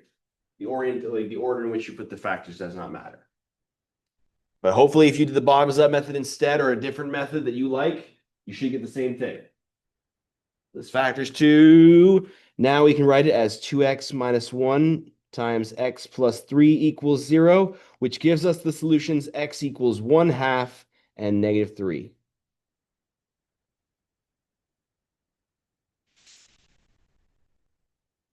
And you might notice that when we did it the wrong way by setting each of the factors equal to 5, that, never mind, nothing, no, it doesn't work out. So good. Every once in a while, making that mistake of setting it equal to the 5 instead of making it equal to 0, that can like you can get the right answer on occasion, but that's by random chance more than anything. So you have to FOIL it out. There's no other way to do this properly, because you need to have 0 on one side in order to use the 0 product rule. All right. Any questions on that? How are we feeling? Feeling jive? We're vibing. We're vibing. Okay, good. We're vibing. Let's take our next break. We'll come back at 12:55 and we'll work through the next set. All right, 12:56. People watching the recording do some squats and push-ups and sit-ups and stuff. All right, we're back. We're back, and we've gone over it. So with this next, I'd say we got how many of these is 1, 2, 3, 4, 5. We got 5 of them. I'm gonna give about 20 minutes for us to factor these guys by ourselves and or with our partners. Jump around and start working through them. I'm gonna pause the recording so that we don't have to sit there waiting for 20 minutes. People watching the recording. Here's the first one. Here's the second one. And here's the third one. And the next one. And the last one, I don't think I mentioned it. I mentioned it when it was paused. On parts D, there should be a minus sign on the 12m squared because otherwise it does not factor nicely. Sorry about that. So we'll come back together now. So the first one, there is now I'm gonna move my writing space back up to the top where it belongs. First one, everything's already on one side, the other side is 0. So, and there's no GCF. So we just go to factoring immediately to get it to be a product of things equaling 0, hence the 0 product rule. Two numbers that multiply to -8 and add to -7, that would be -8 and 1. Factor to y minus 8 times y plus 1 equals 0, which gives me the solutions y equals 8 and -1. The second one has a perfect square trinomial. So first and foremost, though, there's a GCF of 2. And if we factor that out front, we get t squared plus 10t plus 25 on the inside of the parentheses. And that is also a quadratic with leading coefficient 1. So all we need to do is find two numbers that multiply to 25 but add to 10, which ends up being the same number, 5. 5 and 5. So that factors to 2 times t plus 5 times t plus 5, or preferably 2 times t plus 5 squared.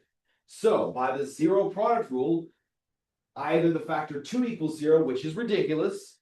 2 doesn't equal 0, 2 equals 2, so that's done.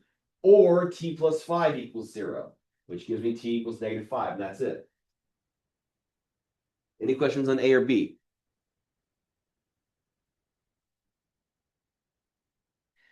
C, you need to bring everything to one side. Convention would be to the left. We'll see that's not always the case as we see with D.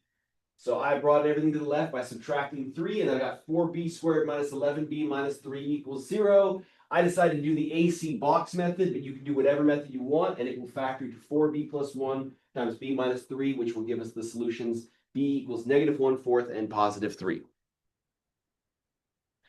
The next one, -2m to the 4th equals -5m cubed minus 12m squared. Sorry about the minus sign there. I decided to bring the -2m squared to the 4th to the other side. I like to have my leading coefficients be positive wherever possible, so I don't have to bother factoring out a negative. So I brought it over to the right.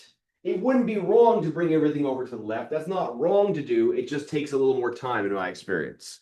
So I brought it all over. So now I've got 0 equals 2m to the 4th minus 5m cubed minus 12m squared. That looks weirder than we're used to, but that is okay. It's fine for the 0 to be on the left-hand side. Then looking at it, there is no number portion of a GCF, but there is an m squared in common. So I'll factor that out front. You get 2m squared minus 5m minus 12. And I decided to do bottoms up to factor it, but however you do it, you end up with m squared now, the GCF, times m minus 4 times 2m plus 3, setting each of those factors equal to 0. M squared, that you only need to solve m equals 0, and you get m equals 0. M minus 4 equals 0, that gives me m equals 4, and 2m plus 3 equals 0, that gives me m equals -3/2. Any questions on C or D?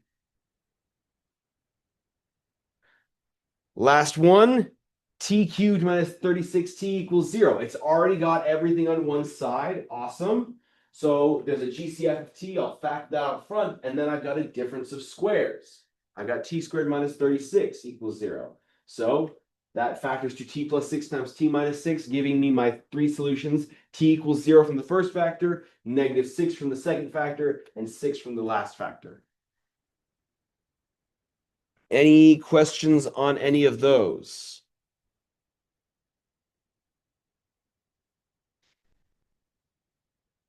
Okay. Oh, yes.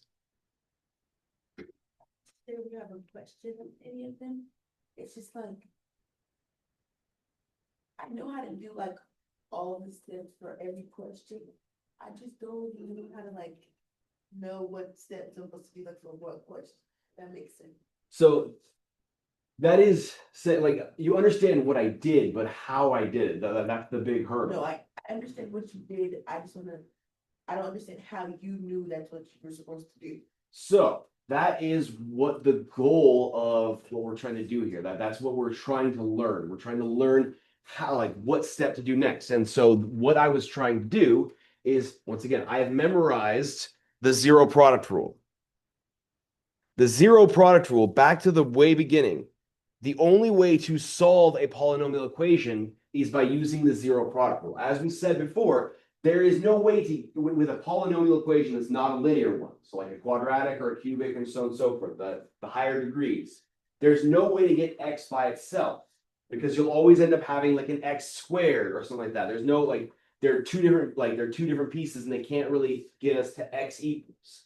So that's why we use the zero product rule. It says that if you have a product of things equaling zero, then either the first thing equals zero or the second thing equals zero.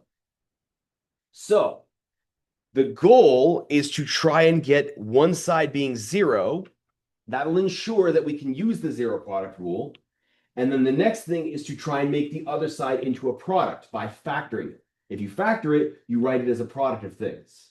So that is my goal. When I'm thinking about how to solve these problems, I'm saying to myself, I need to get one side being zero, because that's the only way to use the zero product rule.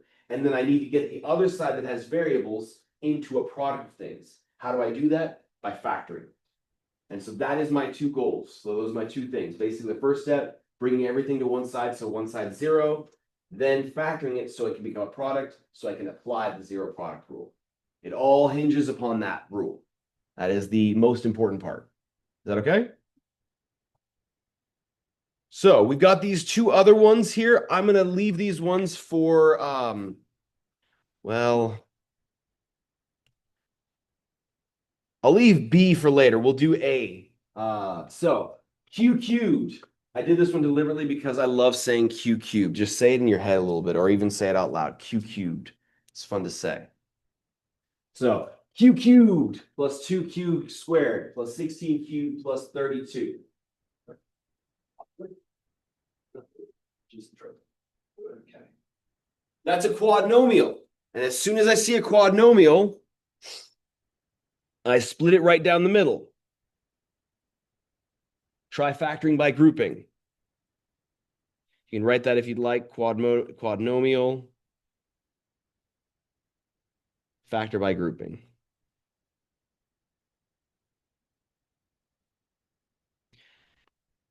So the q cubed and the 2q squared. What is the many GCF of q cubed and 2q squared? Looking at that, q cubed has a, I just love saying q cubed. So I'm just keep saying it as many times as I can. There's a q squared in common between the q cubed and the 2q squared. And with a q plus 2. The second set, there's a 16 in common. I didn't need to worry about bringing everything to one side because it already is on one side. But there's a common factor of 16. And we're left with the q plus 2 equals 0. They have a common factor of q plus 2. So this one worked out. We can factor this one. And now it is q squared, q plus 2 times q squared plus 16 equals 0.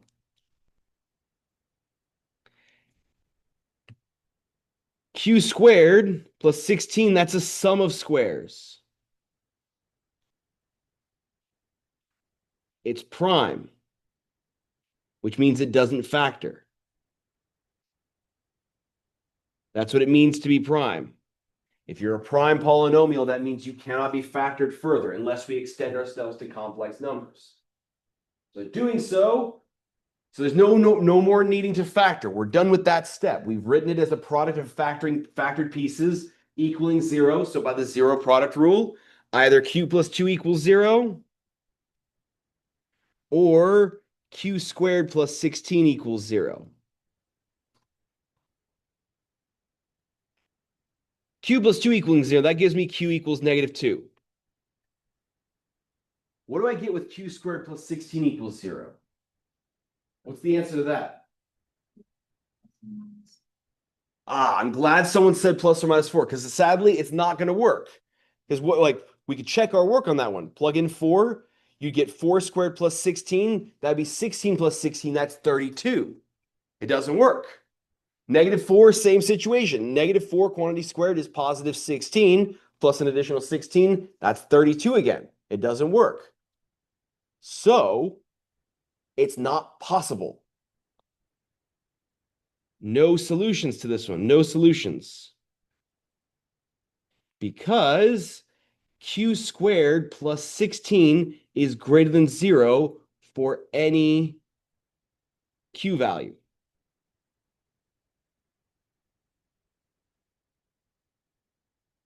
There's no way to get a solution unless you work with complex numbers. And so it can't equal 0. So the only answer to this equation is q equals -2. If you want to extend yourself to complex numbers, then the answers would be -2, 4i, and -4i. But we're not working with complex numbers in this class. So q squared plus 16, no matter what q is, when you square it, it's going to be positive. -1 squared is positive 1. -2 squared is positive 4. -10 squared is 100, positive 100. So there's no real number that I can plug into this to ever get a negative number. And I'll add that to 16, that'll just be an even larger positive number. So it can't equal 0. The next one, I'd like you guys to do this one on your own time. The answers are x equals -5 and positive 4.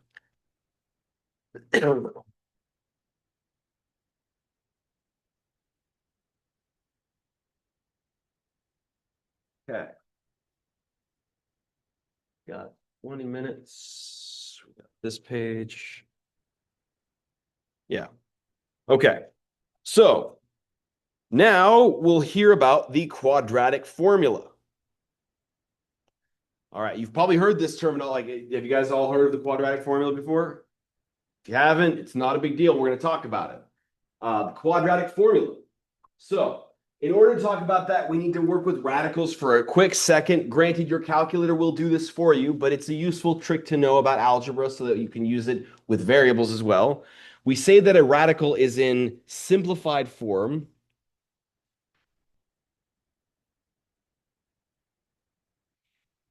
if the inside, the radicand, right, the second evolution of Rattata, if the radicand is not divisible by any square numbers. So, for example, the square root of 50 is not simplified because 25, which is a perfect square, can go into it. Let me write that. Like, you don't need to write it down, but just so we can see it. The square root of 50 is not a simplified radical because 50 is divisible by a perfect square, 25. So the rule for simplifying radicals, that's the trick, is that the square root of a times b is equal to square root a times square root b. Provided that they both exist, but I'm not going to write it. But there is a stipulation that says provided square root a and square root b have to exist. But anyway, so you can break up radicals into a multiplication on the inside of a radical can be broken up to multiplication on the outside. That's not true with addition, not true with subtraction, but with multiplication and division, it is true. So the whole point, the whole trick to this is trying to find a perfect square that goes into the number. So 125, 25 goes into that. So I'll rewrite this as the square root of 25 times 5. Why would I do that? Because then I can use the previous property to break it up into a square root 25 and a square root 5.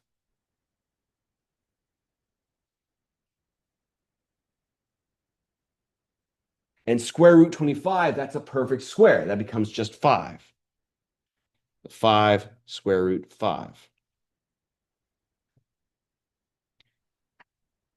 Square root of 72.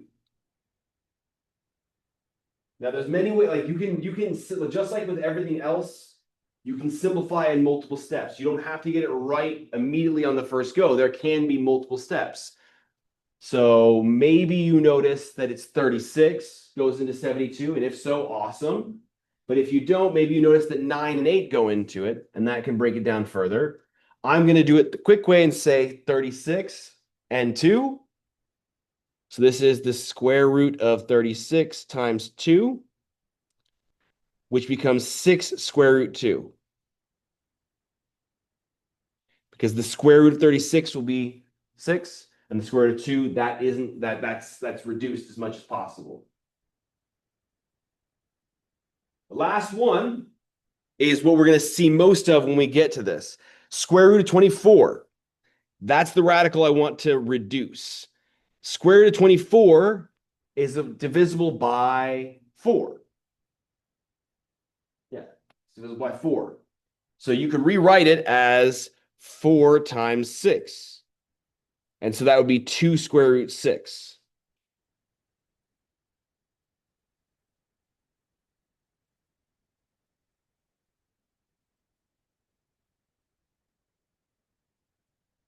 So, problem is not the problem. The next step would be to rewrite it as a simplified radical. So 6 plus 2 square root 6 divided by 2.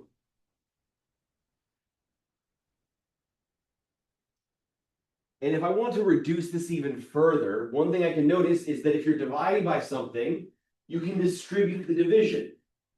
You can divide each term in the numerator by 2, and that's what you should do. This is going to be 6 divided by 2 plus 2 square root 6 divided by 2. The 6 and the 2 cancel a little bit and give me 3. The 2 and the 2 on the second term cancel and give me just plus square root 6. And that's where I'll leave it. I can't combine and reduce it any further than that. Because they're not like radicals. They're not like terms. They can't be combined. This seems a little bit left field, I get it, but it's because the quadratic formula usually involves a radical. Not usually. It always involves a radical. It's just sometimes the inside of the radical is a perfect square. Sometimes it isn't. All right. Once again, though, if you've purchased the correct calculator that I've recommended, it will reduce these radicals for you. So that is the good news. So now we get to the quadratic formula, which has a very, very, very clever proof. And it's a technique we'll actually be employing in a little bit when we get to 1.2. But what it says is that for any quadratic equation of the form ax squared plus bx plus c equals 0, the solutions, you don't need to factor it.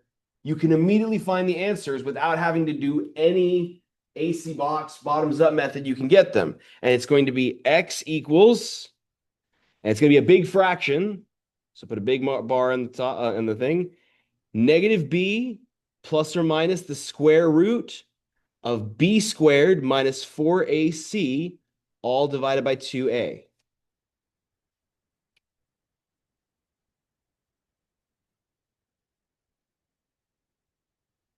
That is the formula.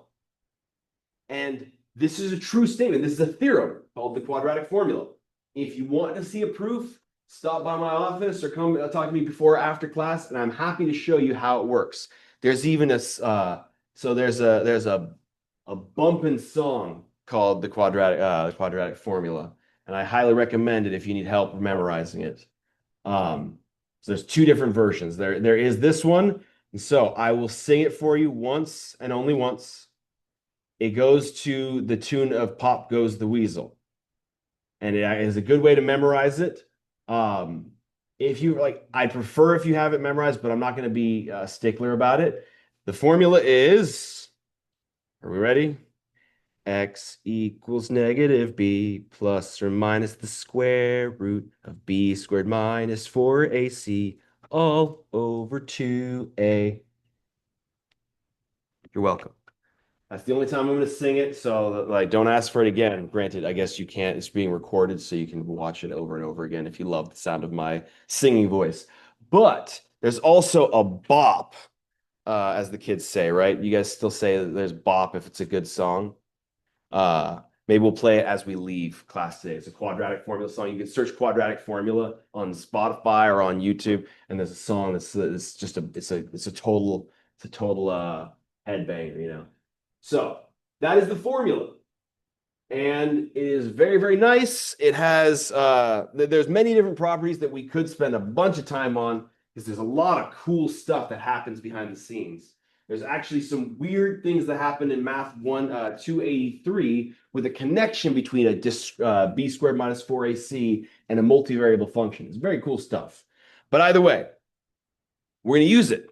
So solve 6x squared minus 5x minus 4. Now, note you could solve it by doing our old school stuff, whether it be bottoms up, AC box, whatever it may be, and you can get the answers. But you can also use the quadratic formula. So here, it's already in the proper form. In order to use the formula, by the way, please note that everything needs to be on one side and 0 on the other. Otherwise, it won't work. So here, our A value is 6. Our B value is -5, and our C value is -4. So by the quadratic formula, x equals -b, so -5, plus or minus the square root of b squared, so -5 squared, minus 4ac, so 4 times 6 times -4, all over 2a, 2 times 6. If you ever want to memorize a formula, by the way, one of the quickest ways to do so, it's free extra practice, rewrite the formula every single time you do a problem. So rewrite it when you're doing it again. Like I didn't do it this time because I wanted to save on space, but if I wanted to practice memorizing it, I'd rewrite x equals -b plus or minus b squared minus 4ac all over 2a. I'd rewrite that. It's free practice at memorization. But either way, now let's go ahead and take care of the algebra. Or the arithmetic. So -5, that's +5. Plus or minus the square root. Use your calculator on this one. I really recommend it, but it's going to be 25 plus 24 times 40, 84. Whatever it is, it's 121, which is the square root of 121, that's 11. All over 12. This equals 5 plus or minus 11 over 12. So there's two different solutions because there's the plus or the minus. This gives us 5 plus 11 over 12, which is 16 over 12, which reduces to 4/3. Or 5 minus 11 over 12, which is -6 over 12, which is -1/2.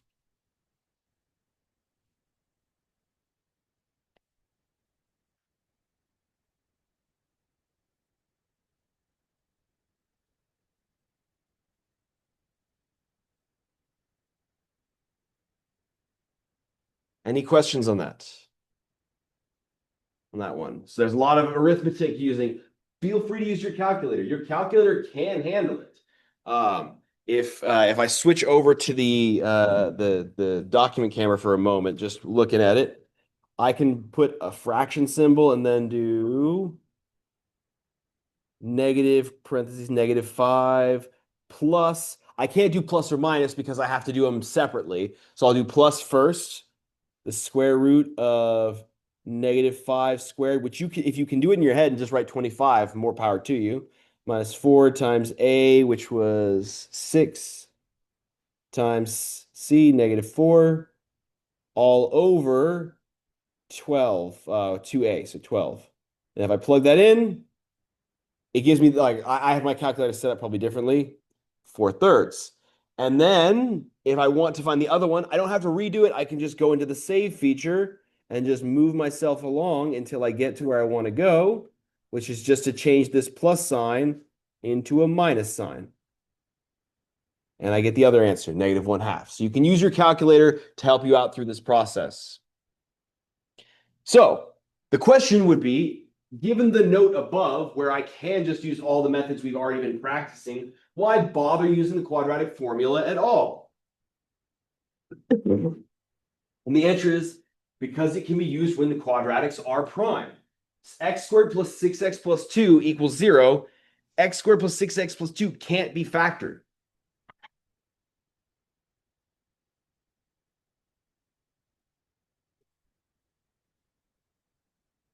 So we need to use the quadratic formula. It's already got all the terms on one side. So your A value is 1, your B value is 6, and your C value is 2. So X equals negative B, negative 6 plus or minus the square root of B squared, so 6 squared, minus 4AC, so 4 times 1 times 2. Please feel free to rewrite them as you go along if you like. Like instead of writing negative 6 plus or minus the square root of 6 squared, write 36. Instead of 4 times 1 times 2, just write 8. It doesn't hurt to do so. All over 2A, in this case would be 2 times 1, which you could just write as 2. That will be negative 6 plus or minus the square root of 36 minus 8 is 28. All divided by 2.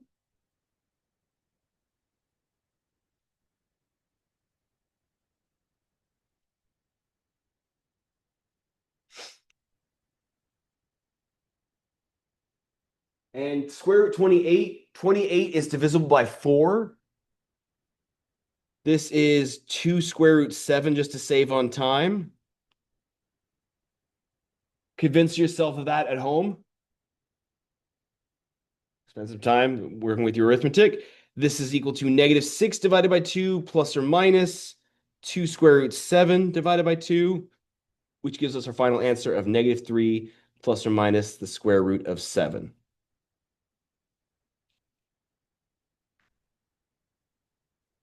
So that is one reason to utilize the quadratic formula, is that it can solve things even if it can't be factored.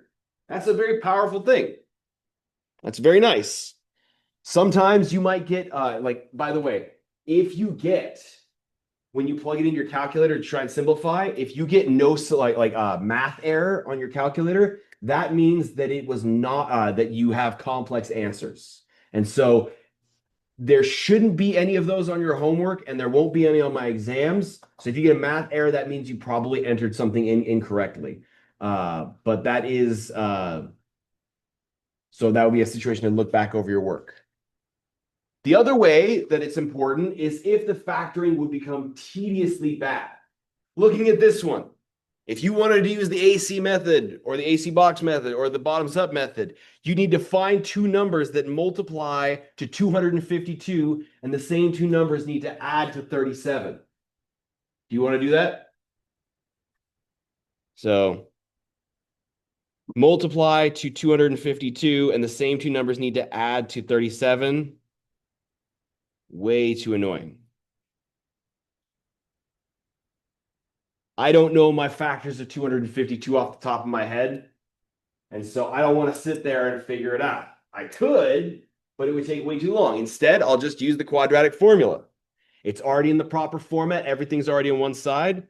So y equals negative b, negative 37, plus or minus the square root of b squared, so 37 squared, minus 4 times 12 times 21, 4ac, all divided by 2a, so 2 times 12.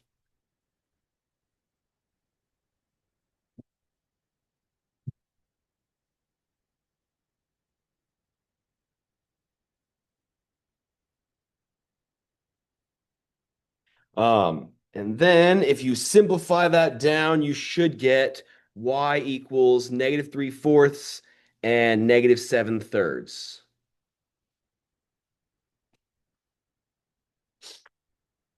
Just to save on time, but I guarantee you, if you plug them into your calculator, you should get negative 3/4 and negative 7/3.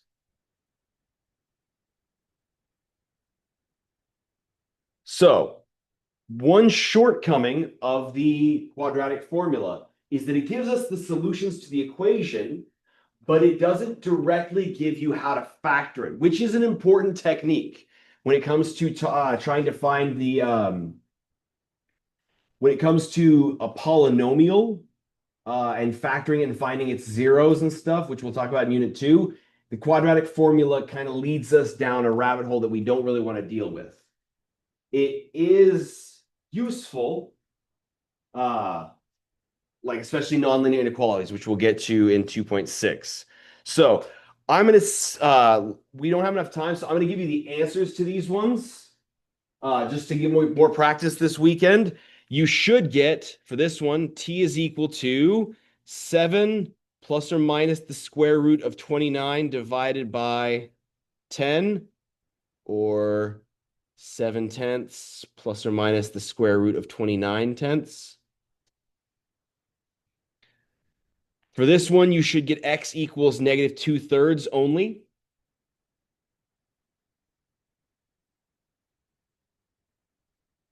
For the next one, you should get no real solution.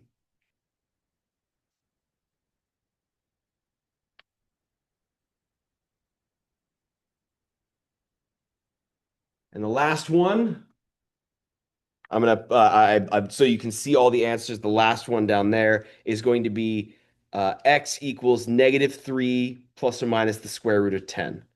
Please do those on your own time. Make sure that when you're doing quadratic formula problems, make sure everything is on one side of the equation. Otherwise, the formula will not work. All right? If you have any questions, please feel free to email me. Otherwise, you guys have a great rest of your day. Great weekend. Avoid social media at all costs. It's not good for us. It's not healthy. And spend time with the people you love and the people who are near you, the people who are real. And we'll see you guys on Monday. Please start studying for that exam. It's on Wednesday of next week. So we'll see you then. We'll see you on Monday.